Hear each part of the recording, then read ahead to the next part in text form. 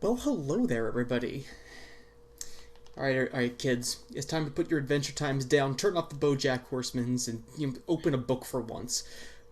We're talking about adult animation, and we're talking about it here on Behind the Curve with Matt and Andrew, as always. I mean, we're still Matt and Andrew. We're going stir crazy, and we need something to rant about. So here we go: adult animation on Behind the Curve. Yeah, this is kind of the byproduct of like over analyzing certain genres, being stuck for months after months. We are going back into the into Green Zone on the 26th, which tells you a little bit about where Hey, hey! All right, all right. That's it's also that's my good. brother's birthday, which is common knowledge. So, Well, we all know what your brother's up to. oh, stuff. It's, of course, the people listening to us have no idea. No. So anyway, yeah, this is gonna be probably another PG-13 episode. Not very on the hard level, but not for the Cubs. That's Yep. for sure. Alrighty. So, um, all right. So, this is adult anime. When we say adult animation, we mean animation that tells stories aimed at adults Yeah, rather. animation for adults. Yeah. Yeah. Not um, adult films animated. That's not what we're talking about. That is not a subject that we expect to be talking about anytime soon, if Yes. ever. Hopefully, no. Hopefully never. Ugh. Um, I might come to that one day. Yeah. Um, but adult animation, well, Western adult animation also we should specify Right. because Okay. it's different from anime. I would say Western adult animation is different from more just in a stylistic way from like anime, right? Yeah. No. It's. I think we can see more of a blending of the genres. I see. No, they're not genres. I think art forms. I think you brought up that quote by Brad Bird that I think is very true. Is that the animation is an art form in of itself. It's not a genre. It could do any genre really. Yeah. So we see more of a blending of the art styles. I think in more modern animation stuff. But yes, I think we're focusing on Western animation. I think it's also more useful that because for us to talk about Western animation because Western animation still works with the tropes and assumptions of Western literature and culture.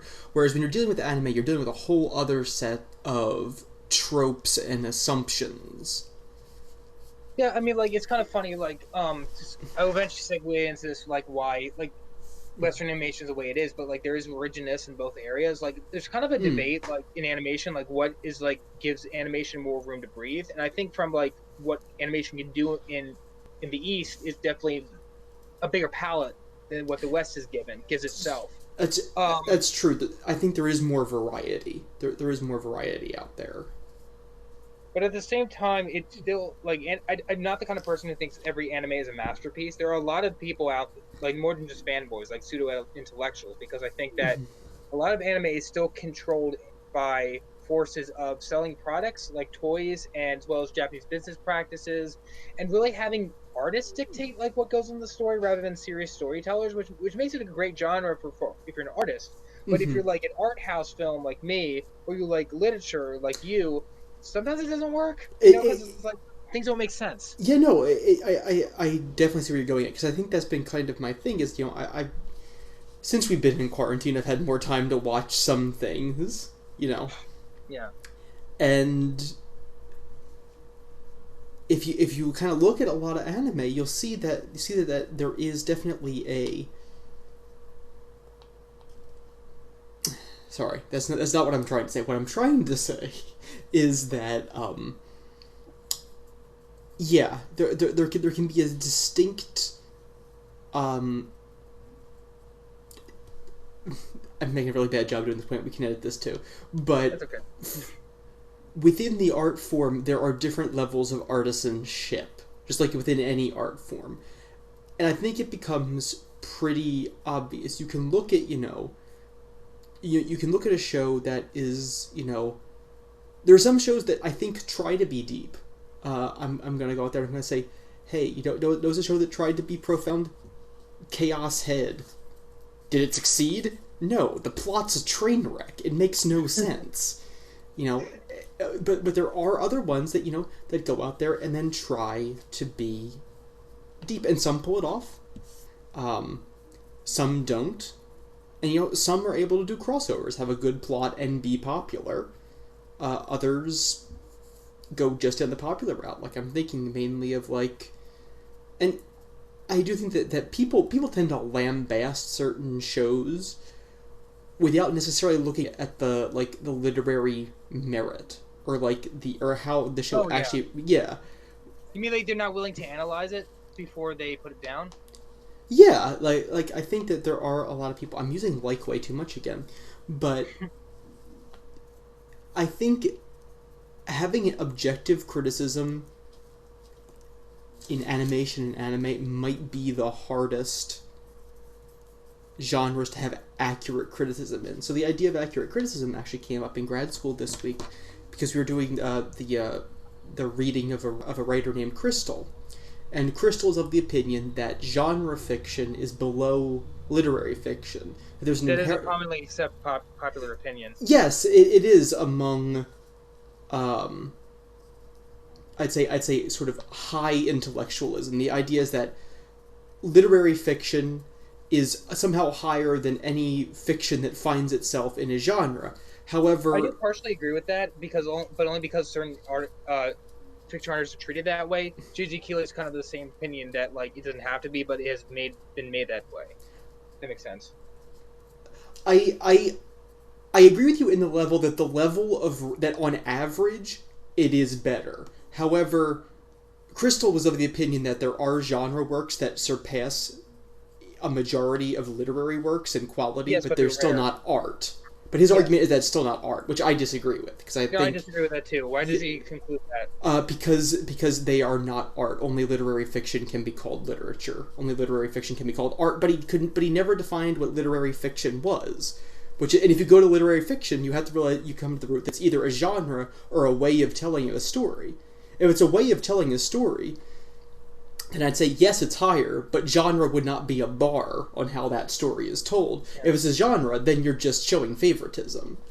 So anyway, this kind of goes into the anime debate of saying, so either you love everything about the genre and you're not using that to differentiate the quality of shows, or you're going through and not actually, it's like actually taking a serious analysis, because I mean, in college I had a chance to do a serious analysis of a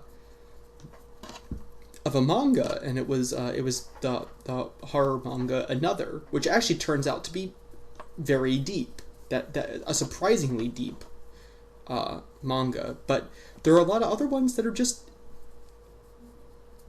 I think in animation, because of how it subverts expectations, often it's easier to masquerade as pseudo philosophical.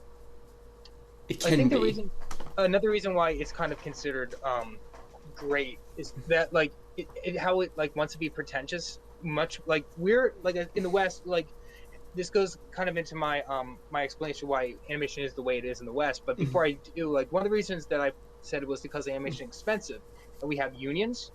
Yeah. But they over there, from what I understand, they don't have they have unions, but they're not like ours. And I'll go into this later.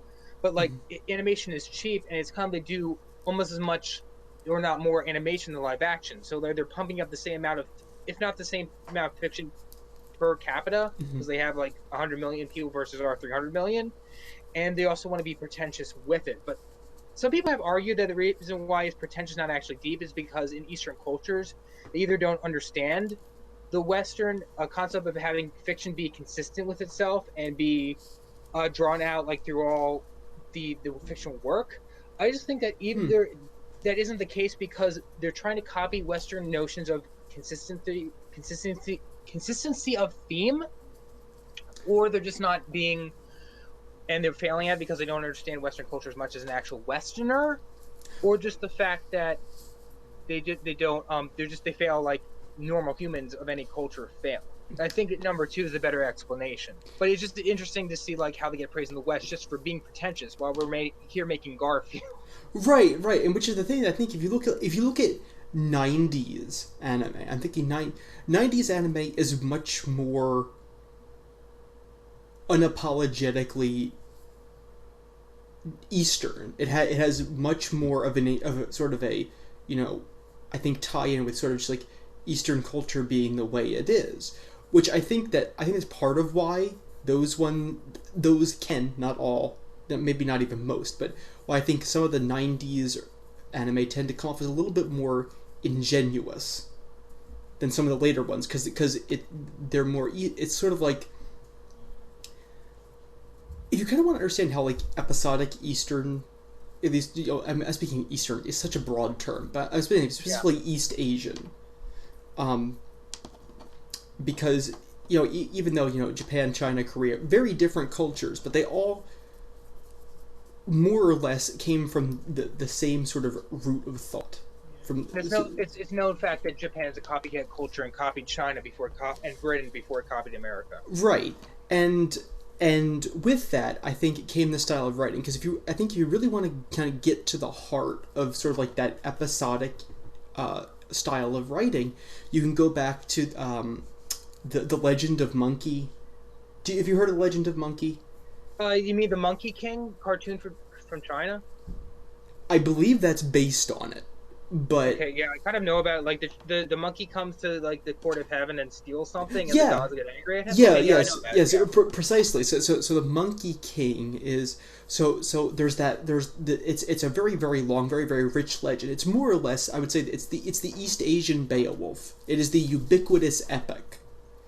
And it's incredibly long. I mean, if you were to put all of the different episodes together, it would be 500, 600 pages, something like that. But if you read them progressing through, there's a consistent, like, there's a story, there's an ongoing story of these, you know, protagonists who, you know, they get together and, you know, they don't necessarily behave like real people, but they, you know, uphold right, and they uphold goodness, and they fight monsters, and, you know, and it's not necessarily internally consistent, but it's always moving. And every episode is self-contained, but sort of tied in. And so, like, if you think about sort of like how oftentimes, like, an episodic anime, like, I'm thinking, like, Pokemon or Inuyasha or something like that. Like, yes, there's sort of an ongoing plot, but the episodes are self-contained. They're inward focused. The characters uphold, you know, certain sets of beliefs. Certain jokes are repeated. And that's so much a part of that whole mythology and other ongoing stories like that. Which is to say that some people might shoot back that that's just the as a counterexample, that that's just the nature of episodic programming. But as much as they might do it from a production value standpoint, like, it just might be like a certain different type of, it's not thematic consistency. It's kind of like almost like you're saying, consistency of sociality in a way. I think I understand what you're saying. Consistency of principle, I think might be a better term. Yeah, and sometimes, like, business culture, like, there's certain things like Toho is like focused on action. They did Godzilla, now they do My Hero Academia. So it's kind of like what movie studios were in the '40s, when the price of a movie ticket was like, you go to Warner Brothers to see musical, I'm making this up. You go to 20th Century Fox to go see Wizard of Oz, you know, like, and you go see Forbidden Planet 15 years later or whatever, because it's also a high budgeted speculative fiction film, you know, like, you can expect things. Yeah. Yeah, and yeah, so it's like, so you can kind of tell, like, when there's one that's just sort of playing into its genre, when there's one that's actually trying out to do something special. I think that kind of goes, and however, that's not different from any other art form, though. Because in every art form, there's going to be ones who are just trying to stick to a genre, and then there are the people who are going out to truly make something beautiful. Yeah, and the fact that I think any collective society, especially an isolated island state, is going to have more rigidity in tropes. Also, the fact that Japan, I think I wrote and mentioned this. Yeah, I mentioned this in the Beastars episode, that Japan has the highest autism rate in the world, at least in the city of Toyota, and possibly also Tokyo. The city of Toyota, is that the city that's owned by Toyota, like the company Toyota? It was named after them. I think there was something before that. Okay, because I know that Toyota does actually own a city, which is, see, that's something that we don't get as, like, Americans, is that there's a company that could just, like, own a city. We think, huh? I think that's where that whole cyberpunk, like, anarcho-capitalist thing came from. Like, people think, like, oh, like, that wasn't, like, supposed to be, like, some kind of dark version of the future. For them, they were writing about present. Yeah, I heard in Korea it's even worse. Like with Hyundai, you have like Hyundai bathrooms and Hyundai towels and stuff. Companies straight up own baseball teams. Like over there, like it's like the Hyundai Unicorns were a baseball team. They're not a baseball team now, but like they Yeah. were. And like you have like like, oh, this company, the LG, I forget which LG's company is, but like I don't know. That's just kind of interesting that's Yeah. different. But going back to my autism thing is like rigidity of routine, and also like Mhm. somehow programmed into, which isn't to say that every culture with a certain minority necessarily accompanies them. I mean, look at Mississippi and African Americans, but the fact that there has been rubbing off of autism into Japanese society Wait, is what? pretty significant. But what was the I thing said about just Mississippi? Sorry. because I said like a culture doesn't necessarily also always honor its minorities by incorporating it in its culture subconsciously or Okay. consciously, like African Americans in Mississippi. Okay, not But being included in greater society. yeah, Okay, yeah, got it, got it, but got you it. see that influence of the minority population of autism being included by in certain aspects of culture of Japan. At least that's what I see. Okay, interesting. Which I find that kind of interesting as a parallel because I know that people have talked before were about not I mean not just Japan but sort of East Asia in general was sort of a shortage of um, like mental health therapeutic resources or just kind of they're just not really very existent over there. They're not very there. Yeah. Yeah, yeah. Um, So let's go back to Western animation. right. Give me Like, said piece. Give me said piece. yeah, we should save that for For another an anime episode. episode. Yes, another episode. Okay, that's Um, fine. Yeah, we're I don't good. mind that rabbit trail. I don't really consider it a rabbit trail. I was trying to bring that up. It's not a rabbit trail. It's not because I think it's actually relevant. Because I mean, part of defining what something is defining what it isn't. Yeah, I think it make me think of Greek Orthodoxy, which I'm not. I'm partially Macedonian, but was it anti something thetical technology? What God isn't, we find out what He is, or something. Yeah, no, that's actually a pretty um, that's actually a pretty consistently Orthodox Christian idea is what you would not want to put any kind of direct statement onto God's being, but you can know what He is by what He's not, which is Yes, yeah you can do that with genre. yeah you can do it with genre you can do it with genre and this was a debate over trying to put a genre on Kazuo Ishiguro's book Never Let Me Go. And this is and Kazuo Ishiguro, his family is from Japan. He is a British author, so that has nothing to do back with our anime relationship. But you should read "Never Let Me Go" by Kazuo Ishiguro. It's a I very heard the good movie book. was better. I really want the I movie's have so not great. seen the movie. What? I heard it was very good. It was better than the book. Oh wow. Okay, I'll have to look at the movie then. It's a good book. Just don't expect a happy ending. Um, albeit on page one, you already know how the story is going to end because Ichiguro. But yes.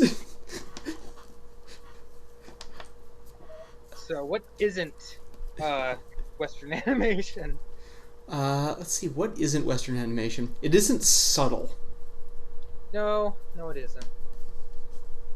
And there's actually like kind of, I'm jumping ahead, but like there's two, like, comes down into two categories. Like it's for like families and children animation, and then there's like adult shock comedy. But Yes. And there's not much of a blur between them, really. It's really, they're kind of, yeah, very distinct. I think the reason why this started was just how the Hays Code was. You know what that is, right? I believe it had something to do with censorship and when programs are aired on television, correct? Close, but before television in the 1930s, there was like something called the Hays Code, which was like it kind of made all films kind of more or less rated G from 1934 until like the early 70s when you got Patton, Clockwork Orange, and Pink Flamingos and stuff, and weird films like Deliverance and stuff. But Uh, it's launched by like I think a Roman Catholic organization in the Great Depression. Like, um, yeah, basically limited all animation and live action. So that's okay. in other words, like film and television in the West, and it's less so in America. I don't know why. Maybe just because of the way Hollywood runs itself. has only had about 50 years to experiment with an uncensored film world, while like the rest of the world hasn't. And in Japan, I guess this is goes back to anime, that anime hasn't had this level of censorship. It's giving itself bigger room to work with, Mm. which is another interesting thing. But Hence, fan service can exist. yeah, Yeah. they're making money off of it. Not that kind of money, but you know. Yeah.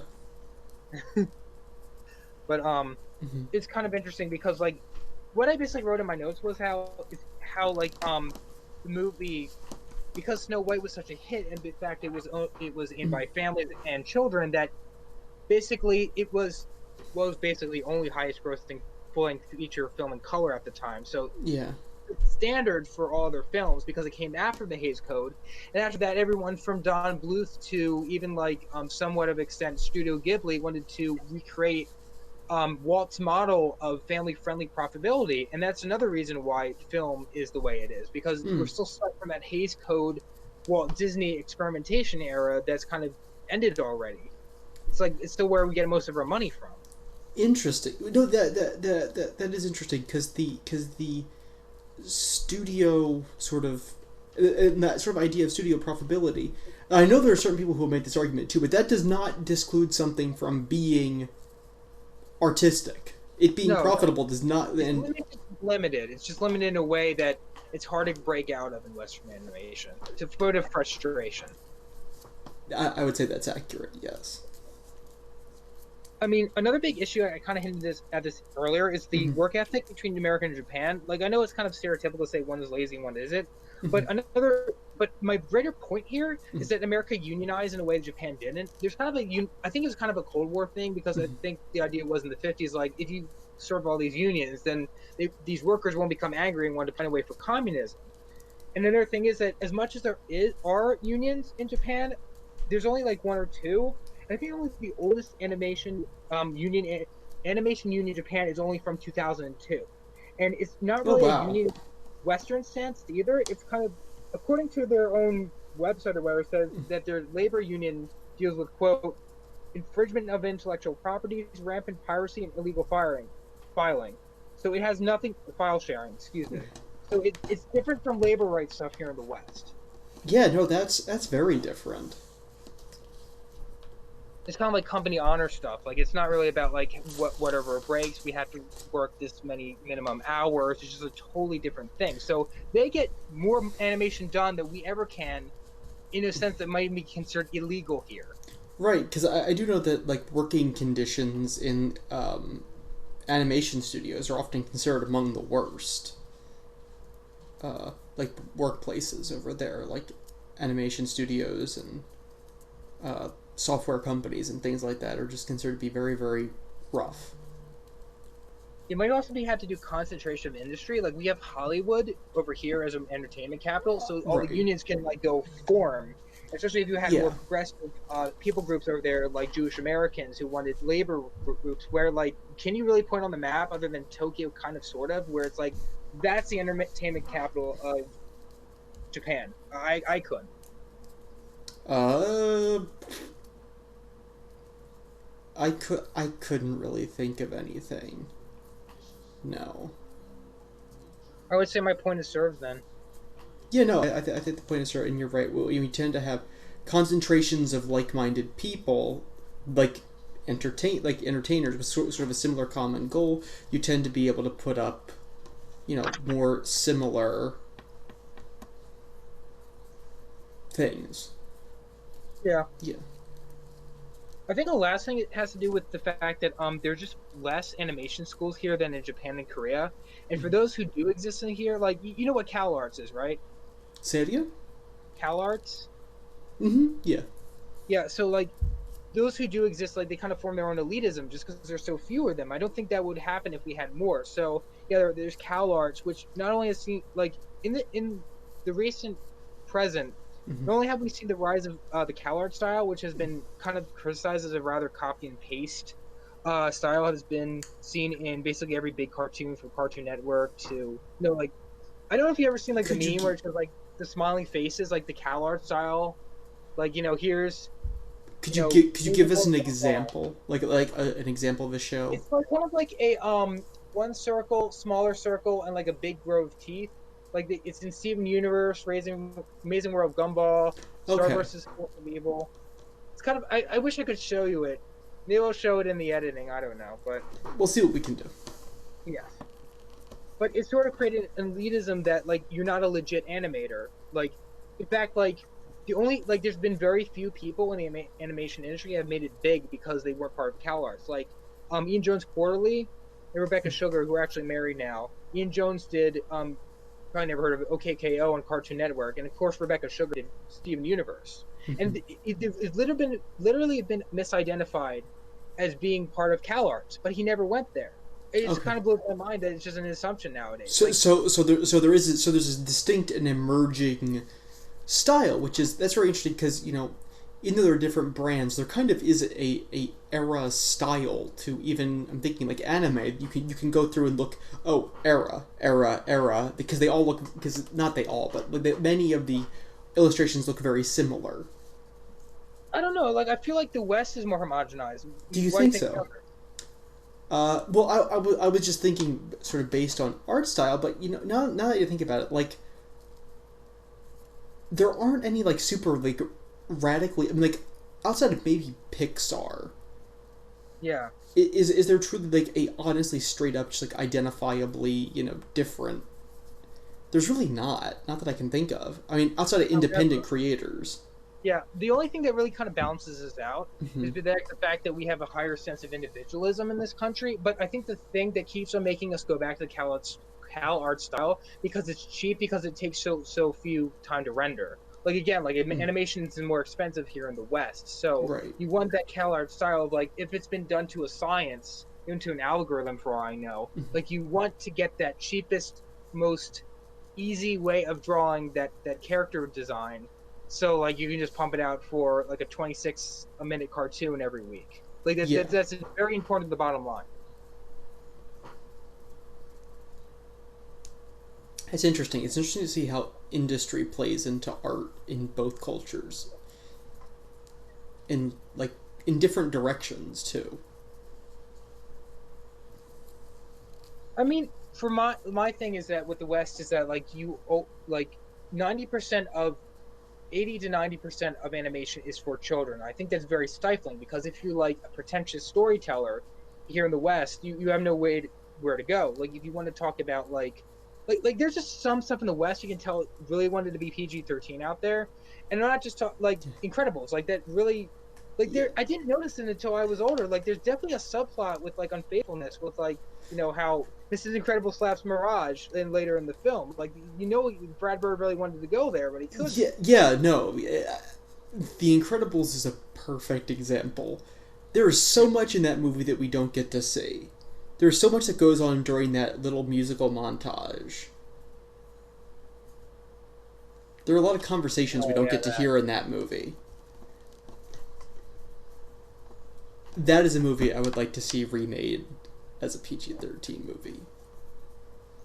Another thing to do with this is drama is honored in anime the way it is in the West. The two things that are holding back Western animation, in my opinion, are the fact that everything's made for children and family, and the other thing is Western animation is dominated by comedy. It I'm not is. impressed with that. I'm not.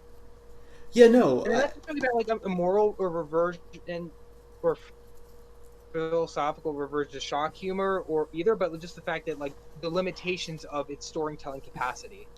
Right. Humor is, I think it's not even that it's majority humor, it's that it's one kind of humor. If there was more variety of humor,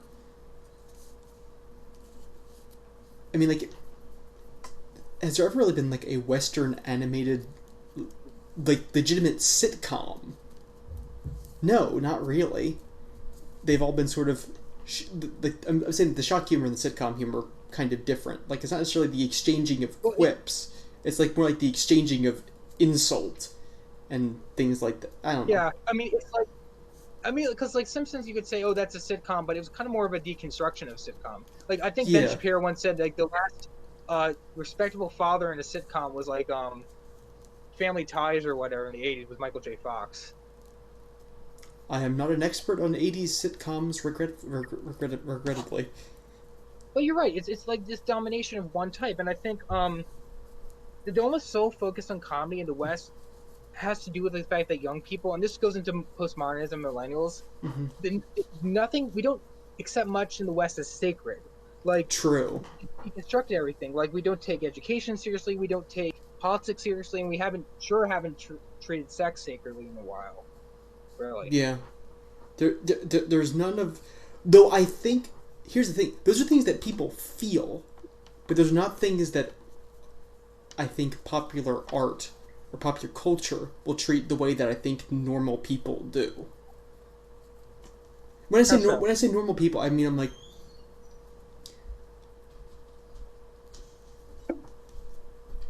how do I say this? When I say normal people, what do I mean? Those are two things.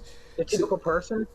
sure, we'll say the typical person. I think the typical person probably has a lot more personal respect for the things that surround them than the art they identify with does. It's true. Another thing is like artists as a personality type, like they tend to try to be subvertive, if you know, because they have the creative bone in their body and they like breaking rules to the point they want to break social rules, like a bridge too far kind of a thing. It's yeah, no, it is sort of it is a natural drive of creativism. You know, is the fact that generally, I mean, what is art is usually almost always in tension with the power that be. That's true. It's never not. Art is never not a criticism of the age that it lives in. So I there you mean, go. like there's kind of like as the most like I would say that like try not to be legalistic and say like as long as it doesn't affect you, most things will be on limit for Christians. Like I think that the one verse that like a lot of people don't talk about anymore is in Ephesians 5 when Paul said it shouldn't be empty or foolish talk, of course, joking. King James only says jesting, Mm-hmm. which are out of place for rather Thanksgiving. And I think that a lot of these verses ignored by professing Christians, but what do you think it means? Because I don't think it means that we should be dour people. Like that's how the Oh, kind of the not at Puritans. all. And yeah, The Puritans had some like as much as we respect the Puritans in America, they had some really messed up ideas. yes. With This is coming from a reformed person, so yes from you they had some not very good ideas about like personal things. Um, I mean I think it shows that you should always have a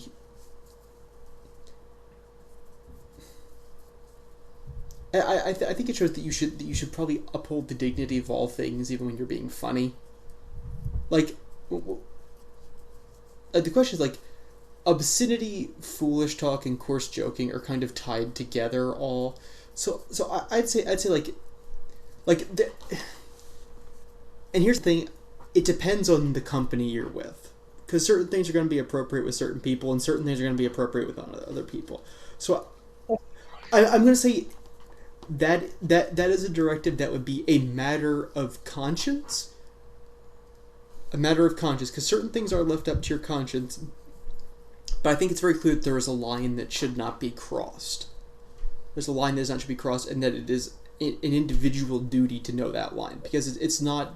This is not a hard line in stone. This is rather a guideline of behavior towards a group of people. So, for example, what the Ephesians would have considered a coarse joke and what we would consider a coarse joke, they're different. So that doesn't necessarily mean that either one would be. Well, and like we do know this from ancient graffiti. That trust me, the ancients had just as raunchy a sense of humor as we do. I mean, trust me, people have been making sex jokes for all of eternity. Sorry, that was, okay. but sorry. So, but what I'm saying is that I think it's a matter of personal conscience and how personal conscience moves in people, and that the people need to be aware of their conscience, and that I think clearly being being a part of a Christian and being part of understand having that relationship with Christ is developing that conscience to be more and more Christ-like. And in that would necessitate a respect and a love for all living things. So that love should always come first, even in joking. Love should Because some always people come first. to demean. You have a Yeah. lot of that kind of politics, and it really is mean. They don't. Yeah, no, it is. Decapitate heads of Trump. That's. I mean, trust me, you can criticize anything, but like, trust me, like there are many things about our president that can and ought to be criticized, and some things that people don't criticize that ought to be. But having something like that, a shock, we could even make an illusion between that, which is shock humor.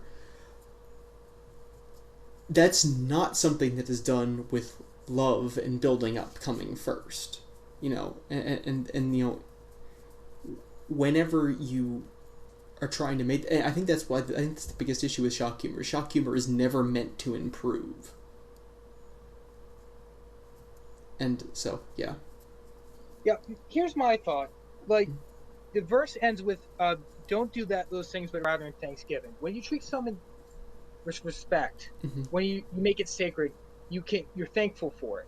Like, with Mm-hmm. sex, if we didn't if we respected sex, Mm-hmm. and weren't always, because let me tell you, in this country, with all our free time, we use it a lot for pornography. I Oh hate to yeah, say it, yeah. statistically. If we weren't so educated about sex, educated, air quotes, about sex and fetishes, a lot of comedians would be out of a job because their stuff runs on that stuff, Mm-hmm. about the perverse and stuff and how it's deconstructed and misused and sex like that, Mm-hmm. sexual immorality and all that. Like, if we treated sex sacredly, we would treat it better, I think. If that makes sense. I think it's just as simple as that. Yeah, as in, the more you respect something, the more you're You can going. be thankful for it. Yeah, the more you can be thankful for it, and the more thankful you can be for something, the less likely you are to misuse something. Yeah, because I think a lot of times, like, sometimes some people aren't just more relativists; they're more nihilists. Like, a lot of people, like, if you don't believe that there is a creator, you Mm-hmm. believe some things, we have to either figure things out for ourselves, or there's no best way of using something. So when you use shock humor to push the line to get more things out there, just for the sake of freedom, it's usually, sometimes some people just don't believe it has a use. That just people ought to do certain things. Like, when we say, no, sex has a purpose, sex has a use, so then that means there's a way to misuse it. And that means it must be used sacredly. Just because you can do so, or once you found out you could do it, you never stopped to ask if you should do it. Which is, I mean, even though I think there are, even though if you analyze some of the arguments, because this is going to go back. Jurassic Park has come up several times in the ethical discussion this week from my graduate school. Just because we've been using various quotes of Ian Malcolm to debate certain points, but when he said, so sort of more or less the you didn't earn the technology, that was kind of disproven. But if you go to his point about you never stop to ask if you should, that is a perfect example of how shock humor handles things. They always say, "Can we get away with this? Can we get away with this?" Never, "Should we get away with this?" Never saying, "Well, are we going to do something positive?" Which I think within shock humor and I think adult animation in general, especially in the West, there's an overwhelming sense of nihilism. I think especially in newer ones, even like especially things that take themselves more seriously, there's an overwhelming doomer attitude in the background. I mean, I know you're a friend of BoJack, and they're the whole. I mean, I don't know much about it, but I know that the say. Sorry, no. As an author, I really respected the writing. As a show, it is a miserable show to watch. It will not make you happy. I mean, neither did Alan Moore, but I still read his stuff. True. I mean, true.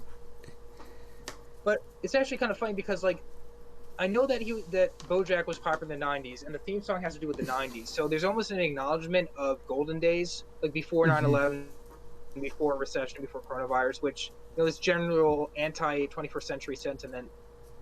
Would you characterize the show as that? Because I really hasn't watched that because Yeah, on the topic of militarism.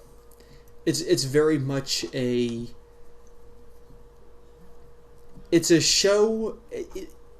It may be the most millennial show ever made. The main character isn't a millennial because he No, was he's already, not. but which is interesting. Right, but the characters surrounding him are, and he fits sort of into the very much a millennial mold. It's interesting, which I think that does work appropriately because it's an older character trying to be a younger character, and I think he has the closest ties to millennials because that is the group that identifies him most in pop culture. Probably the biggest watching demographic for the show. I mean, it Oh, kind of came without out doubt. in 2014, so that was kind of like Hmm. the average millennial born 1984 or 5, about 30, like kind of like, and 40 now, which is like going into the midlife crisis of BoJack, which is interesting because the oldest millennials are born 1980. Wow. Yeah, But I have hope. that's See, I think good. shark humor peaked already. See, what happens was you had The Simpsons, which was considered lowbrow for its time, but Yeah. then South Park brought it up away, and then Family Guy made it go a little bit down. So you could argue that with South Park, and especially with the 1999 movie Bigger, Longer, and Uncut, which basically culminated its the height of its fame in a movie, that kind of is part of it. Even before as a pre 9/11 movie, I think that's pretty interesting. Yeah, South Park has been getting significantly less relevant.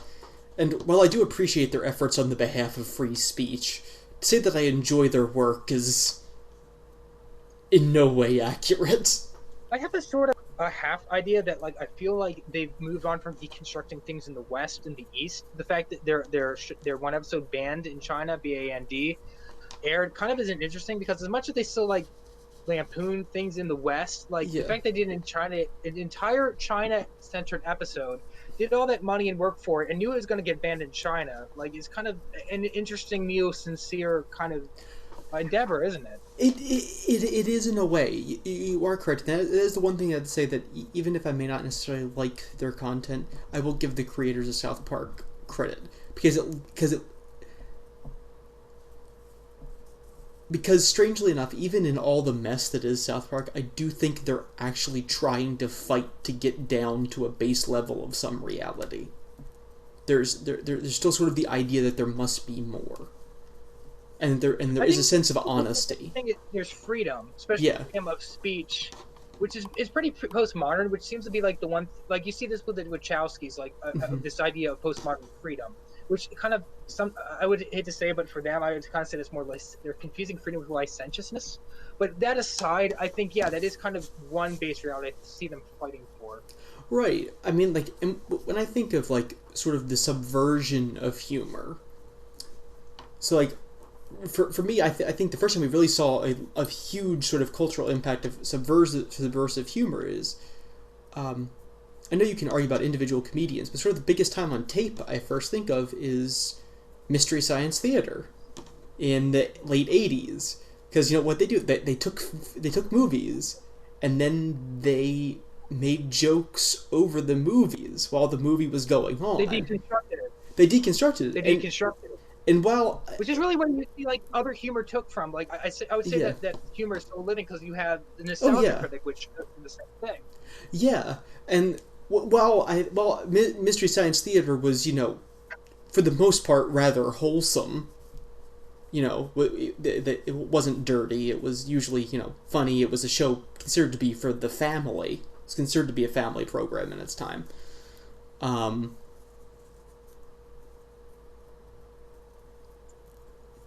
I think that sort of marked a idea of like the, oh, well, we can make jokes about art done poorly.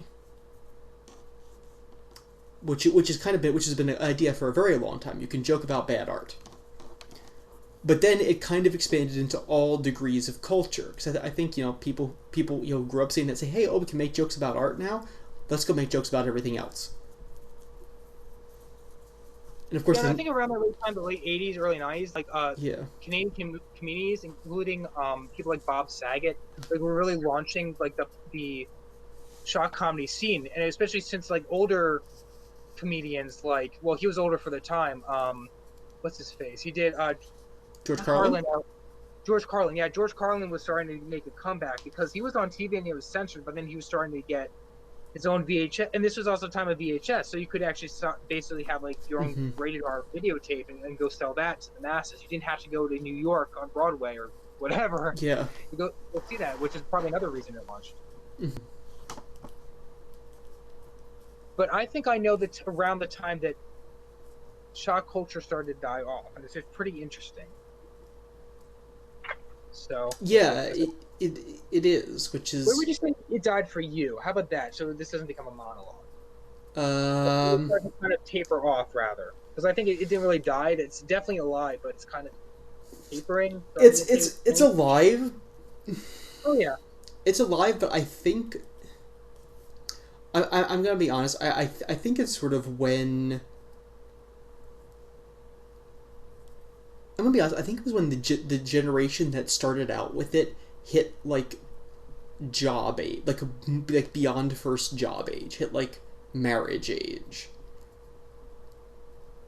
So like I'm thinking so more like when It's very practical. yeah, that's one of the things. Like the first people in our generation and the middle and later people in the generation before us, they hit like early 30s, late 20s. That's like okay, marriage, kids. Hey, look, we have kids. We probably shouldn't be watching Mr. Pickles.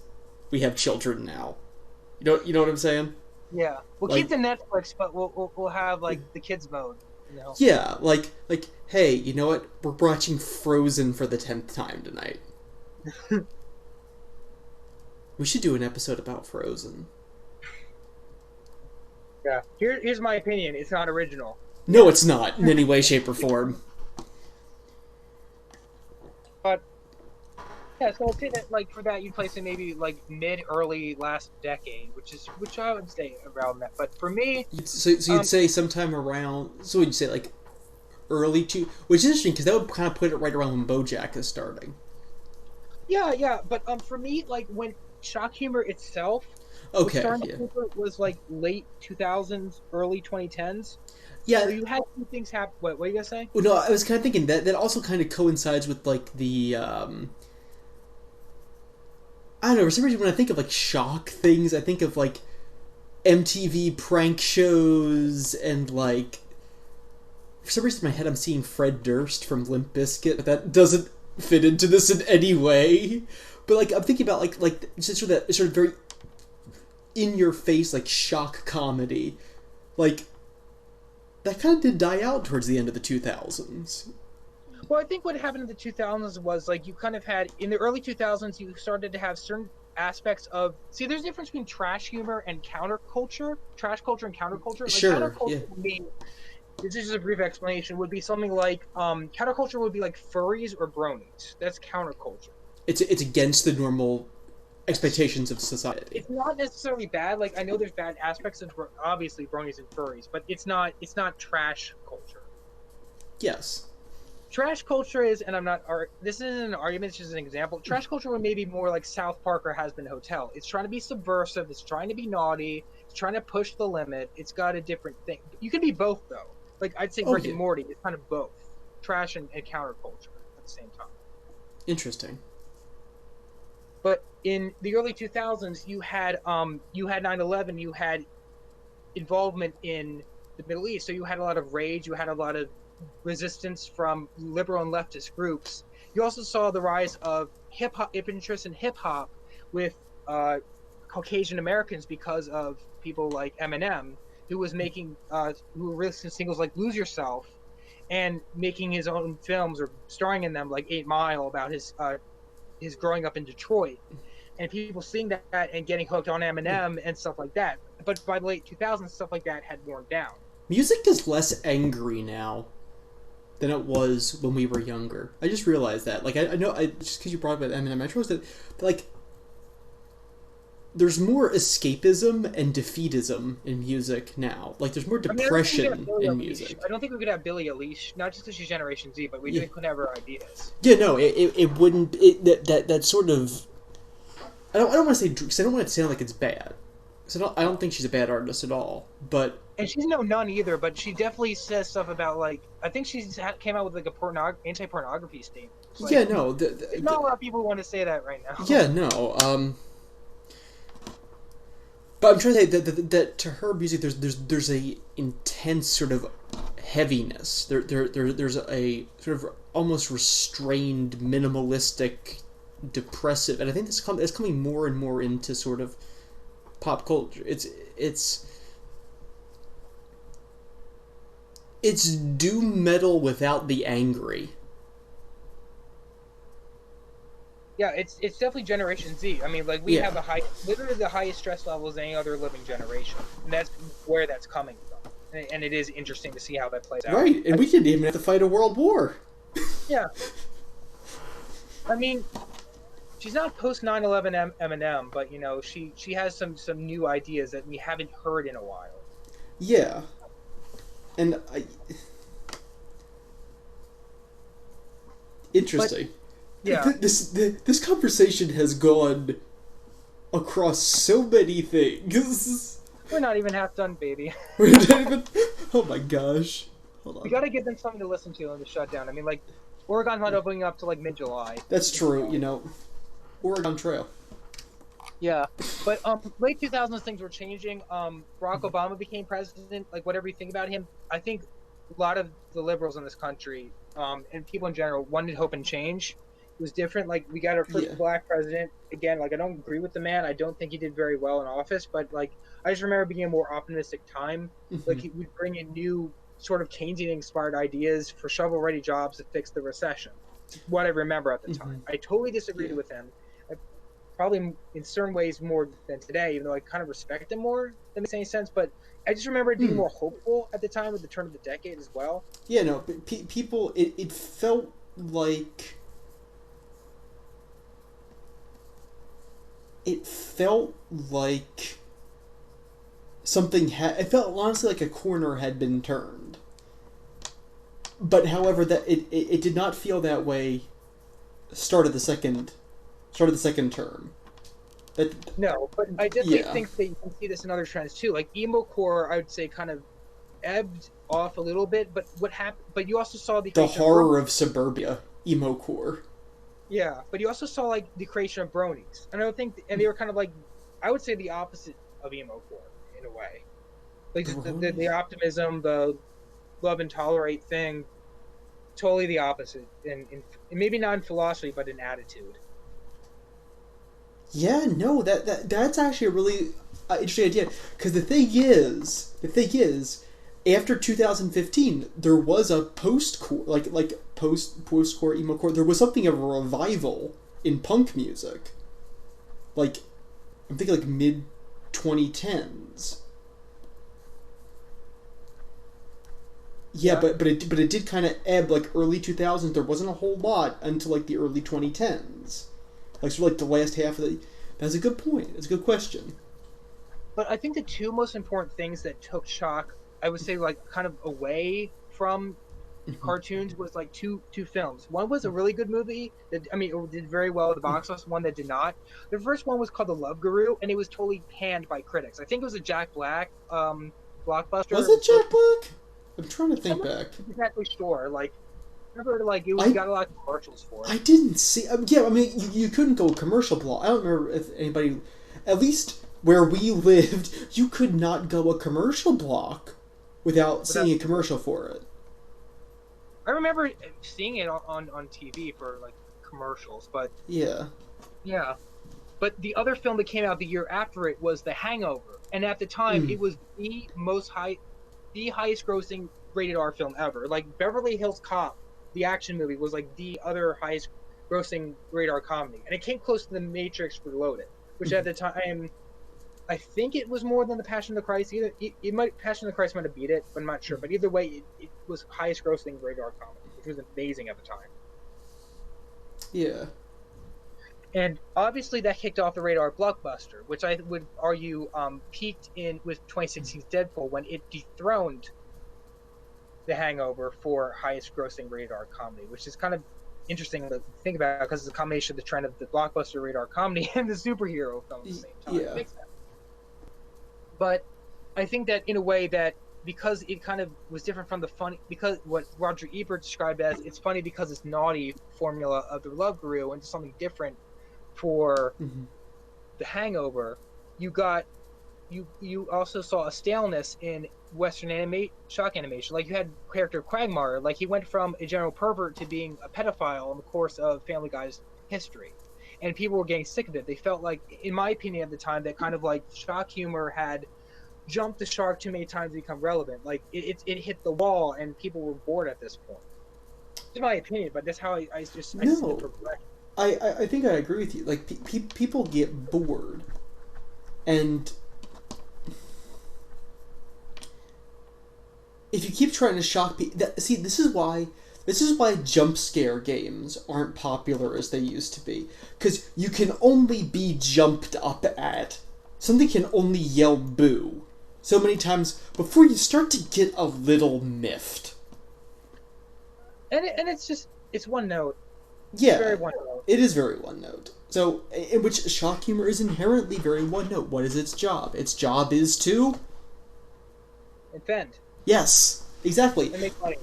But it's kind of like the idea of the joke of the aristocrats. It's like a potboiler shock joke. You know, it's just like it becomes predictable. Like, especially maybe considering the fact this might have been around the time where algorithmic scripts started being written, or at least with the help of it, with demographic data. So it kind of felt like we're being pandered to in an unoriginal way. It's like how at the song, it's like how at the end of the song, Eat the Rich, the phrase Eat the Rich loses all of its shock value because you've said it so many times. Does that make sense? I think it makes sense. But another interesting thing was how, like, also in the early 2010s, like, shows that were trying to bank off its shockability weren't doing well anymore. So you had things like Super Jail and Mr. Pickles, and people said that like it was good at being a horror concept, but like it was actually lambasted for its originality, which is something that usually shows were not like targeted for. Like the point was shock, but the shock wasn't working anymore. Right, because you can only cover so much ground. So it's sort of like you can only make so many imitations of Tolkien. Yeah. Before people start to go, because like people go like, oh, this is okay, oh, this is pretty good, and it's like by the time you get to like Shannara, it's like we get the point. Now put down the typewriter and walk away slowly. So I do think we all know what happens at this point. So Rick and Morty and BoJack come in to change the game, save the day. But I think the exact moment of cultural epoch in the terms of shift came with the release of the Rick and Morty episode Rick Potion number 9, which came out circa January 2014, I think. I have not seen it just because I have not, like, I think I'm the only person in the world who I don't watch Rick and Morty just because I don't think it's funny. I don't find it funny or interesting, and I know I'm in the... It's not supposed to be though, I think, but it's okay. I mean, I haven't watched it either. Here's my cool credibility, my street cred. Our street cred is shot. Yeah. I think it was a long time ago. Do we have any street cred? I think we never developed in the first place. Yeah. Alright, moving on. But I think that the exact cultural shift came with the episode of Rick Potion number 9. It came out around 2014, which received more praise from the episode's plotline twist, as well as the deconstruction of the love potion trope, as well as the multiverse trope, which also introduced the whole series multiverse concept too, in the shock comedy side of the episode. And compare this to the buzz generated just 4 years ago in the 2010 South Park episode 201, which created a lot of outrage for depicting the Prophet Muhammad in that episode. I mean, I remember that. Me too. It was like all over everything. I remember watching a Glenn Beck episode of it, actually. Man, Glenn Beck in South Park. That was the 2000s, alright? They did also lambast him, which is no big surprise. Yeah, no, trust me, those are about as those are two cultural things that would pass like ships in the night. South Park and Glenn Beck. I do think though that this was the first big time that adult animation wasn't being in the news for something major other than shock. There's a lot of buzz. There's a lot of Tumblr like blogs about trying to put Mm-hmm. fan theories together about Mm-hmm. like stuff like that. Which is another thing. Like animation, the last decade became popular for like trying to become complicated in its own right. Like you had Mm-hmm. even Gravity Falls being like that. That's a like again, it's like having to do more with the comedy. It was Yeah, expanding it. Gravity Falls was sort of an aggressive take on just sort of the idea of coming of age. It was which is, I mean, of course, coming of age is a concept that can be redrawn almost infinitely because it can mean so many things to different people. But sort of the idea of a summer with your family in the woods, that's such an American idea, but it reimagines it.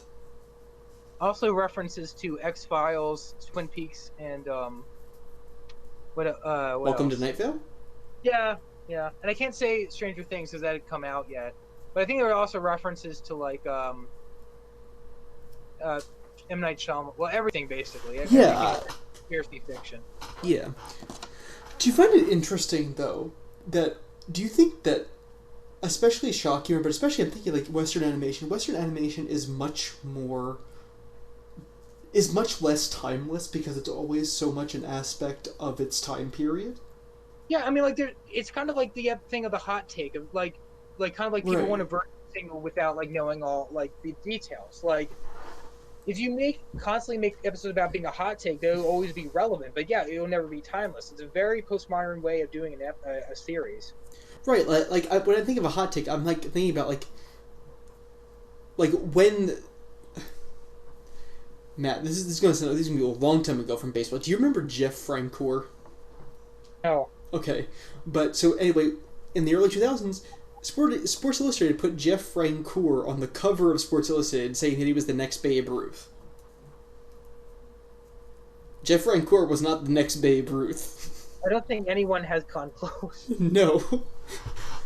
But what I'm saying is that was a hot take because Jeff Francoeur was Yeah, yeah. having the best month by a rookie of all time, and it's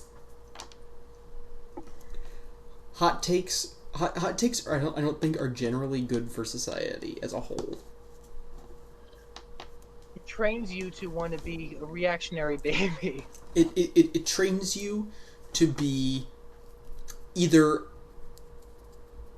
offended Yeah, or it trains you to think highly negatively of somebody else for being offended. It goes and it flies either way because you'll be like, I can't believe they said that, and then automatically the next day somebody will say, I can't believe so and so would ever feel that way about that thing that so and so said. What an idiot! You Idiot. have to like Yeah. it compounds. Really, is what you're saying. Yes. One And offense causes another. exactly, and it's nobody just goes, wow, I don't think that was a very good thing to say because these reasons. But let's see, come up with like a thoughtful response, after getting the full picture. It's funny how fiction takes so long to write, yet it reflects our impulsivity. Hmm. Something to Impulsivity. that. Impulsivity. Something to that. I mean, there's something to that. It's just kind of like Yeah. interesting. But it is what sells. Is probably the only deciding factor in all that. Oh, there's also this idea that modern day adult animation is metamodernist, especially Rick and Morty Okay. and BoJack. I don't really agree, but you sound like you almost agreeing. I don't know. With which shows? BoJack and Rick and Morty, and maybe more in a general sense. Ooh.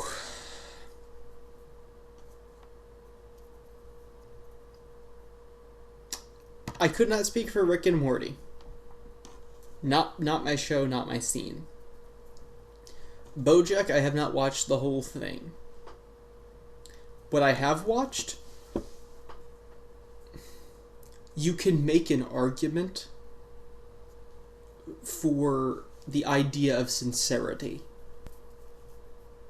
you can make the idea for that there is a genuine search for sincerity in characters, though that oscillation towards the sublime that is so characteristic of metamodernism, that is very much defining of it, that is in no way present in BoJack.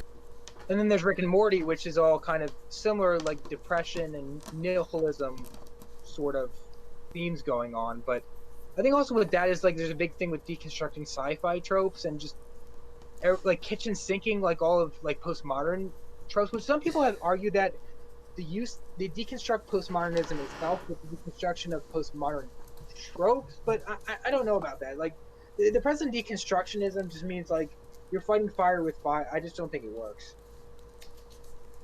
Yeah, no, that's not doing it for me. And the fact that the biggest quote that came out of Rick and Morty was "Nobody exists on purpose. Nobody belongs anywhere. Everybody's gonna die. Come watch TV." Does not sound like neo-sincerity to me. That's not neo-sincerity. That's nihilism. That's pure, unadulterated nihilism. Or physicalism, which is kind of the same thing in my mind. What was it? Or physicalism, which is the same thing in my mind. True. Yeah, no, pure physicalism. That makes sense. So I do have an interesting rabbit hole that maybe I should skip, but what do you think that the future of animation is, in your opinion? Specifically adult animation, if you don't mind. Adult animation. Infomercials! I don't know. I mean, I know because I read your notes, but... Well, I said there's going to be a lot of dramas. Like there's Primal and the... What was it? Genlock, Live, Death, and Robots, Castlevania, which you like, and The Midnight Gospel. See, there's definitely a variety of dramas. Castlevania has beautiful art, but it is probably one of the worst written series. Okay, so here's the thing. I know, because people love Castlevania. I know a lot of people who love Castlevania think it's one of the best animated shows ever made.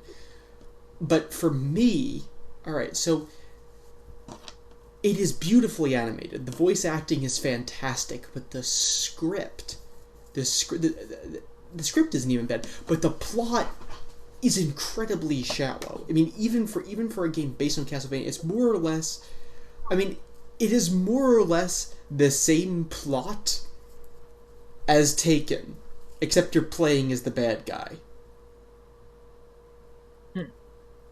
Another thing with calling it Western animation, it's the layers don't make sense. It's like Western, trying to be Western, an Eastern adaptation like Western ideas, and then like having a Western company make an anime. Yes, it is. And do I think it was ambitious? Yes, I applaud its efforts. I do think it enjoys a lot of the credit it gets, but I don't think people should be calling it deep, because it's not. I'm sorry. It's just not. And yes, Richard Armitage is really good at playing Dracula. I agree. So you think because of the popularity of shows like that, we're gonna see more like adult anime drama, or maybe like because of the bad economy, like the sort of funding for that would kind of dry up in tight circumstances? I would like to see more. The economy is going to be bad for a while. How bad will it be and how long? I don't know. More evidence that we are just living in the wrong 70s. Yeah, so much demand, so little supply. Yes.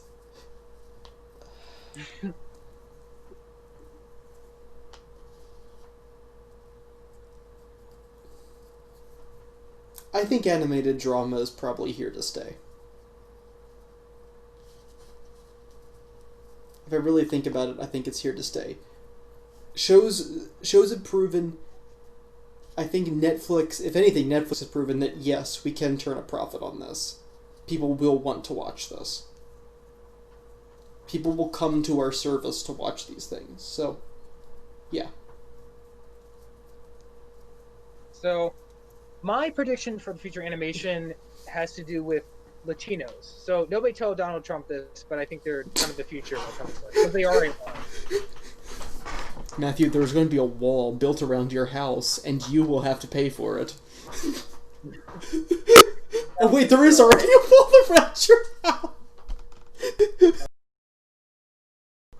So a lot of people don't know this, but like a lot of shows are actually already made by Latinos, and like unless you did your research, most people don't know that. So I actually had no idea about this until I read this in your notes. It's very interesting. really, I'm Yeah. actually doing a video based on it. Oh, interesting. So Vader Zim was made by Mexican American Honan Vasquez. Mm-hmm. Has been Hotel, Vivine Medrano. I thought she was Italian, but she's half Salvadorian. Okay. Interestingly enough, yeah. Ellen Itorio. You probably don't know the show. It's called Villainous, which is actually really good. It's aired in Cartoon Network Mexico. Oh, But yeah, I didn't even know there was a Cartoon Network Mexico. yeah. There's also Europe. Oh, But and of course there's Guillermo del Toro who does yeah. did two shows by Netflix, Troll Hunters and Three Below. Mm-hmm. Three Below being a spin-off of the latter. Mm-hmm. He also produced a movie called Book of Life from the creator of El Tigre, whose name is Jorge Gutierrez. So there are a lot of Hispanic creators out there, Mm-hmm. for one thing, which is interesting. That is interesting. That is. I mean, I never knew that, but I'm actually kind of wondering if that might actually. I'm thinking of just sort of in sort of Central American and South American art, the use of color in art, and I was thinking that I did notice that, like in general, Western animation has gotten a lot more colorful. Like it has gotten a lot they've been using a brighter palette for animation. Like, because even if you compare animation today with, I'm thinking from like the 80s. I'm thinking like heavy metal from the 80s. The color palette is so much more vibrant. So I wonder if that has something to do with sort of having a greater amount of cultural diversity in artists. Possibly. I mean, another interesting thing about like that, despite that, is like all these shows I just dealt with are very goth. They're like about the bad guys. Like Invader Zim, that's about an alien invader, like the bad guy. Has Been Hotel is about demons and ghosts. Like Villainous is literally about supervillains. And like Troll Hunters Stay Below, that's about movie monsters. Like Guillermo del Toro is all about movie monsters, like Shape of Water. That had to do with like movie monster as a good guy, basically. Well, they're something to say, because sort of outside of like America and the Nordic countries, the biggest collection of sort of like metal culture, goth culture is in South America. I didn't know that. I did not know that. You didn't know that? Like, see, I actually happen to know that. Where did you learn that? Where did you learn that? I thought like the big thing was in Germany and stuff. Right, like sort of like out of like Northern Europe. Like, yes, it is a big thing in like Germany, Denmark, the Nordic countries. But outside of that, America and like, I mean, especially I think Brazil is sort of a big place. Yeah, but, like, emo core.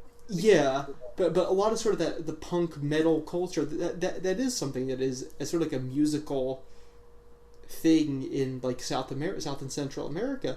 And the other thing is sort of like once a metal band gets washed up in like Europe and America, they can start going on tour down into South America, and that's something that does happen. I think another thing with them is like just how religious like Latin America still is. Like I was reading that. Like, compared with the rest of the world. Yeah, like there isn't a lot of like uncloseted like irreligious like atheism and agnosticism, like how it is here. Like according to Catholic News Agency, like, and I have Mexico not because I think all Latin Americans are Mexican, but because it's like the richest Latin American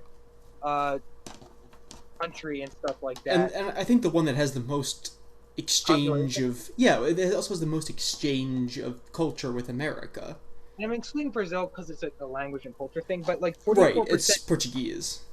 Yeah, recent surveys have shown, like from the Catholic News Agency, said 44 attend church at least once a week. 82.6% of the nation is Roman Catholic, and only 10% of the country is irreligious in any way. So it's like the concept of nuns, you're just spiritual but not religious, atheist, agnostic, all 10%, only 10%. Wow. And in Guatemala, they have one of the lowest drinking rates in the world, which is more comparable to Muslim nations, but not unlike Muslim nations like Saudi Arabia, where drinking is illegal. They do it consensually. So it's a very conservative region of the world, Latin America. Interesting. Very interesting. So, I had no idea about that. Yeah, it's interesting what you dig up when you research this. So you see kids like, and you see this with Polish kids in Chicago. You see this with Italian kids in New Jersey. Like they come to America and they kind of lose their religion as the wealth goes up, as they can buy their cars and zip out of the family and start their own, be part of a subculture, stuff like that. Like I kind of see these things like Invader Zim and Has Been Hotel as like Latino kids' way of rebellion in like a non like Chicano way, you know? If that makes any sense. Interesting. It's a theory. Let me put it a different way. So basically, it's like saying, "Yeah, I just made a cartoon about lesbian demons. Stick that abolita on your Santos right now." It's it's an interesting theory though, because I do think that sort of like often when you do read, I'm thinking kind of, I'm actually thinking back to Everything Begins and Ends at the Kentucky Club by Benjamin Sainez. Sainez?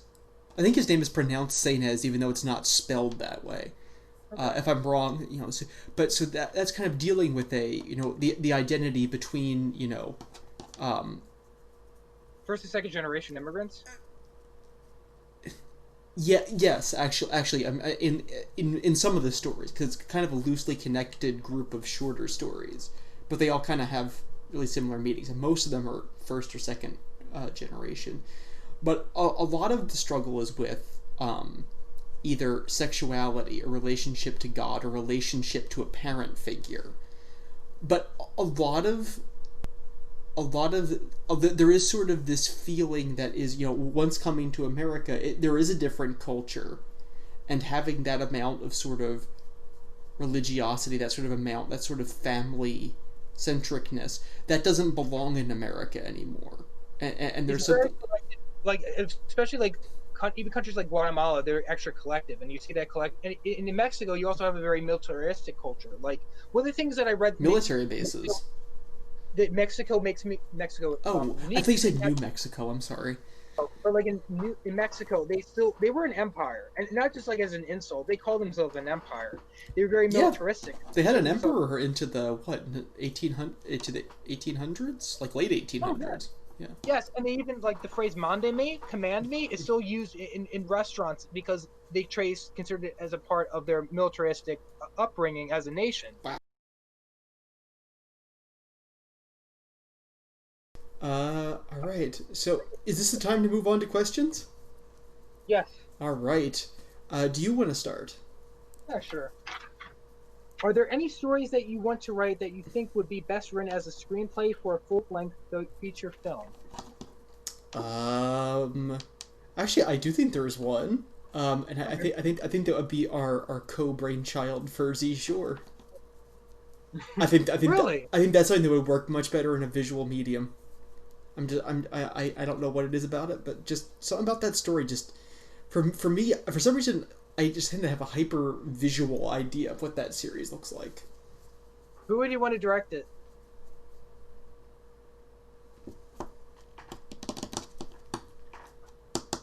Definitely a good question here. I don't know. I don't necessarily know. Part of me is like, oh yeah, we could get Wes Anderson. And I'm kind of like, That'd be great. but see, the thing is, he wants so much control over sort of like creative Yeah, it won't ideas. be ours anymore. Yeah, and I am also a very controlling artistic person, so I don't know. I don't know. All right. So my question for you is, which genre do you think lends itself best to being animated? Uh, that's a tough say. But like, if you mean easiest from a point of labor perspective, I was thinking more like sort of thematically and genre wise, like core to the genre. definitely like a genre like you fantastical, which say like you can like make everything anything happen in it. Yeah. Like Roger Ebert once said that Iron Giant could have done with a six-figure, three-digit $1 million budget, but it didn't. It was only for double digit for in animation. So really anything, really like you can really like dumb stuff like even like Don Bluth's American Tail. Like you just can't do that in live action. Like it's just amazing what you can really do. It's like really an auteur's dream, I would say. I actually agree with you completely. Uh, Okay. Second yeah, sure, question. go for it. It seems that you're writing more than just standalone novels with your writings and are writing more as entire fictional universes. So that's fictional universe. And I'm Yeah, saying sure. your entire body is connected. Hmm. But since these fictional universes are undoubtedly vast, can you ever see yourself contracting other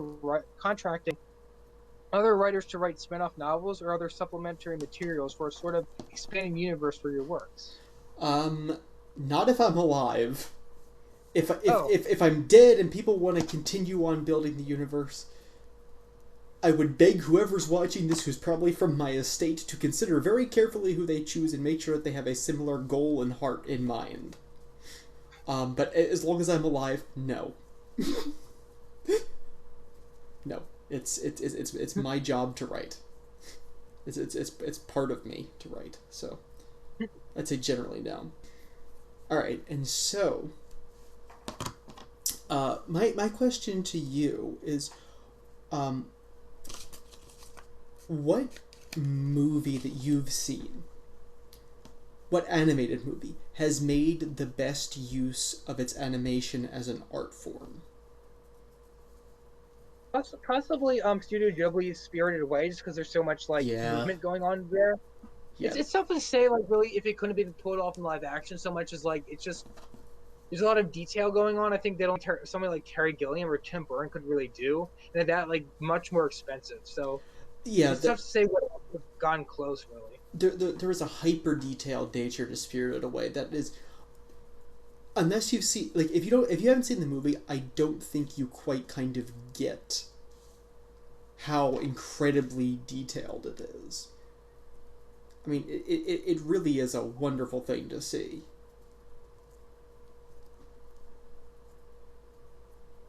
All right, well, drain the bathtubs for the mask monsters, because I think we're done for today. This is very long, so however much of this gets left on the cutting room floor, who knows? Maybe we'll make it into an extended edition, quarantine edition.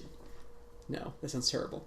All right, well, anyway, signing off from behind the curve. I'm Matt. I'm I'm Matt. Andrew. He's Matt. Bye. Bye. Have a good night, everybody. Adios.